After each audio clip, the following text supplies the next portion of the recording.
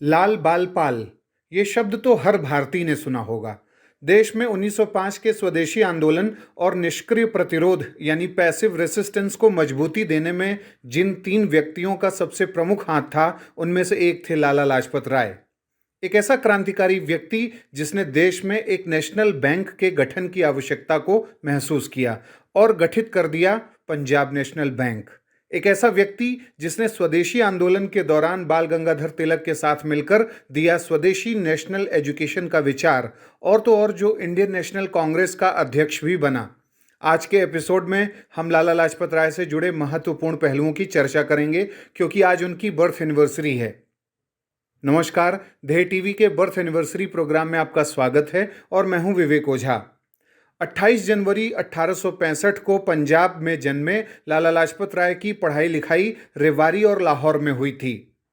पंजाब विश्वविद्यालय से कानून की पढ़ाई पढ़ने के बाद उन्होंने 1883 में वकालत की प्रैक्टिस करना शुरू किया और धीरे धीरे वो एक मशहूर वकील बन गए। उस समय उनकी उम्र महज 18 साल की थी। उन्होंने 19वीं शताब्दी के दयानंद सरस्वती द्वारा स्थापित आर्य समाज आंदोलन को मजबूती देने में अहम भूमिका निभाई थी, और इसी कड़ी में लाला लाजपत राय ने लाहौर में दयानंद एंग्लो वैदिक स्कूल की स्थापना भी की थी। आरसी मजूमदार जैसे इतिहासकार तो यहाँ तक कहते हैं कि बाल गंगाधर तिलक, लाला लाजपत राय और अरविंद घोष जैसे स्वाधीनता के पुजारियों ने राष्ट्रवाद के जो नए आदर्श रचे थे, वही गांधी के सविनय अवज्ञा आंदोलन के पूर्वज हैं। 1897 में ही लाला लाजपत राय ने हिंदू रिलीफ मूवमेंट की स्थापना की थी और दुर्भिक्ष यानी फेमाइन के शिकार लोगों की मदद करते हुए उन्हें ईसाई मिशनरियों के चंगुल से बचाने की कोशिश की थी।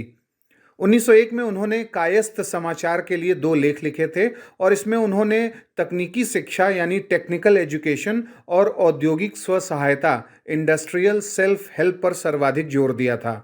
जब बंगाल का विभाजन हुआ 1905 में और स्वदेशी आंदोलन की शुरुआत हुई, तो उन्होंने राष्ट्रीय शिक्षा के विचार को मजबूती दी और राष्ट्रीय शिक्षा के स्वदेशी प्रकृति पर जोर दिया। लाला लाजपत राय ने तिलक के साथ मिलकर राष्ट्रीय शिक्षा का विचार आगे बढ़ाया और इसी को और ज़्यादा मजबूती दी अरविंदो घोष ने। लाला लाजपत राय ने लाहौर में नेशनल कॉलेज का गठन किया था, जहां भगत सिंह ने पढ़ाई भी की थी। जब पंजाब में उच्च भूमि राजस्व दर और सिंचाई दर में वृद्धि का विरोध इंडियन पैट्रियट्स एसोसिएशन द्वारा भगत सिंह के चाचा अजीत सिंह के नेतृत्व में किया जा रहा था, तो इससे जुड़ी बैठकों को अक्सर लाला लाजपत राय ही संबोधित करते थे, अपने क्रांतिकारी दर्शन से लोगों को अवगत कराते थे।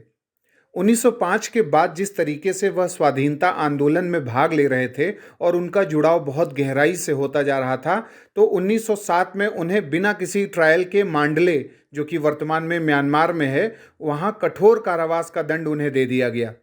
लाला लाजपत राय ने जलियांवाला बाग हत्याकांड के नरसंहार के विरोध में भी प्रदर्शन का नेतृत्व किया था।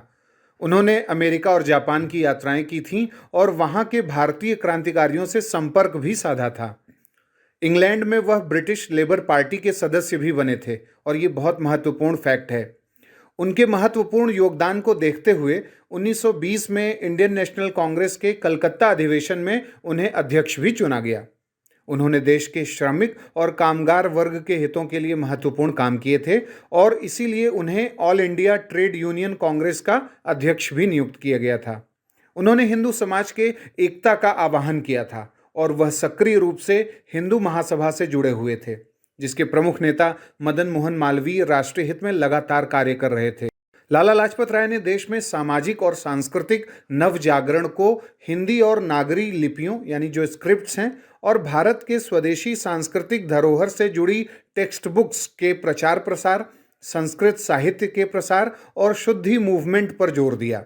उन्होंने unhappy India, young India an interpretation, history of Arya Samaj, England's dates to India जैसी किताबें लिखी।